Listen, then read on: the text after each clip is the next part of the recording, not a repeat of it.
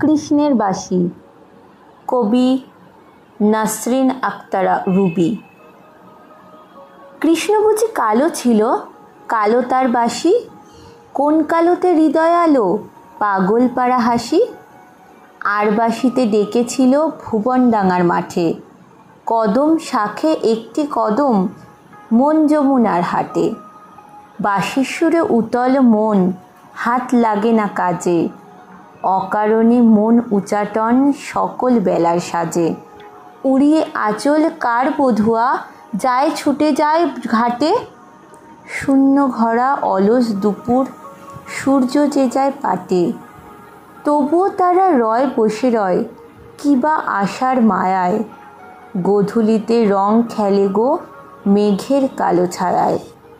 কৃষ্ণ কালো, মেঘ কালো, কালো কেশের গুচ্ছ, সব কালোতে স্নানটি সারে, সব কি তবে তুচ্ছ? অবশেষে বাঁশি থামে, থামে না যে ঘোর, মায়ার ছল করে খেলা, মিছে যে ফুলডোর।